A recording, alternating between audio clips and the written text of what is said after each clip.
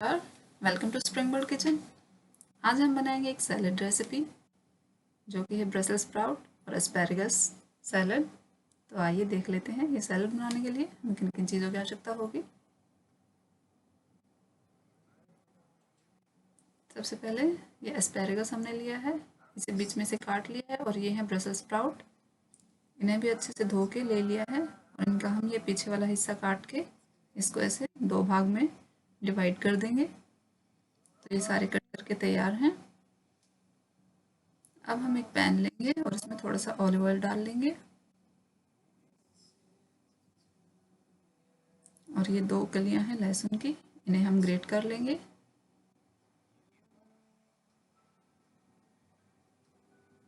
अब हम इसमें ये एस्पैरागस और ब्रसेल्स स्प्राउट डाल लेंगे और थोड़ी देर के लिए हम इसे भून लेंगे जब तक कि ये हल्के से सॉफ्ट हो जाएं। थोड़ा सा नमक इसमें डाल लेंगे साथ में ही, और थोड़ी सी काली मिर्च का पाउडर भी डाला है।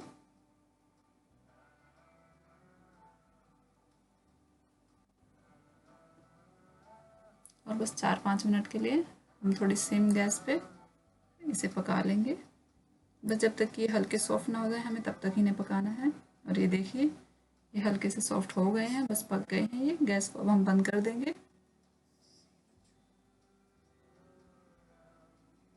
अब हम एक प्लेट लेंगे और उसमें थोड़े से लेटस के पत्ते हैं ये रख लेंगे, थोड़े से पालक के पत्ते रख लेंगे,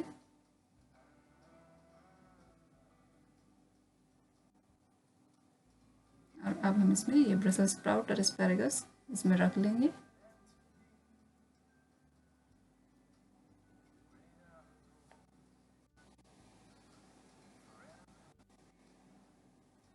अब हम इसमें ये थोड़े से प्लम टमाटोज रख लेंगे और ये हाफ लेमन को हम इस पर स्क्वीज़ कर लेंगे।